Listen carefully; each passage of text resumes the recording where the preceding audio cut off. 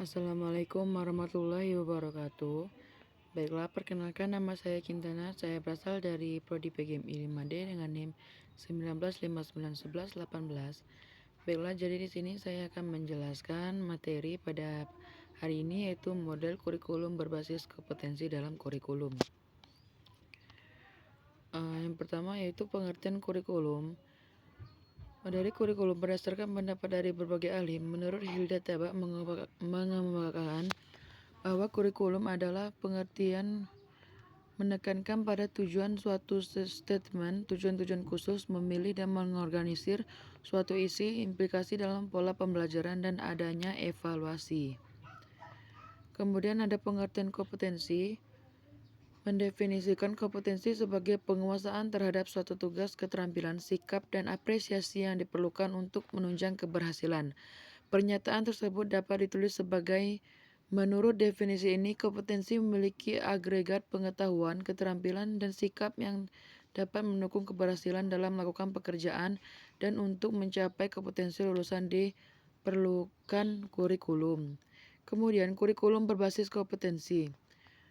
Balitbang Depiknas mendefinisikan bahwa kurikulum berbasis kompetensi merupakan perangkat rencana dan pengaturan tentang kompetensi dan hasil belajar yang harus dicapai siswa, penilaian kegiatan belajar mengajar, dan pemberdayaan sumber daya pendidikan dalam pengembangan kurikulum sekolah. Di sini terdapat ciri-ciri kurikulum berbasis kompetensi. Yang pertama, menekankan pada ketercapaian kompetensi siswa, baik secara individual maupun klasikal. Yang kedua, berorientasi pada hasil belajar dan keberagaman. Yang ketiga, penyampaian dalam pembelajaran menggunakan pendekatan dan metode bervariasi. Yang keempat, sumber belajar bukan hanya guru, tapi juga sumber belajar yang lain yang memenuhi unsur edukasi. Penilaian menekankan pada proses dan hasil dalam upaya penguasaan atau pencapaian suatu kompetensi.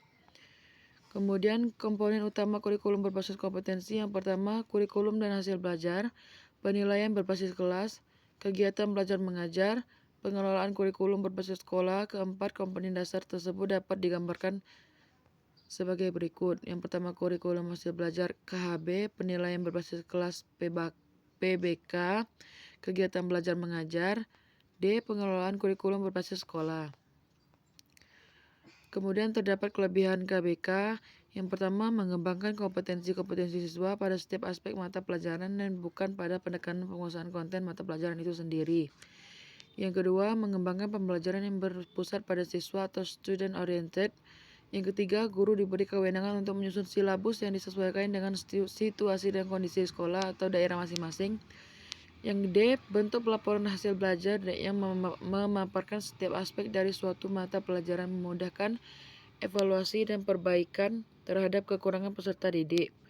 Yang E, penilaian yang menekankan pada proses memungkinkan siswa untuk mengeksplorasi kemampuannya secara optimal dibandingkan dengan penilaian yang terfokus pada konten.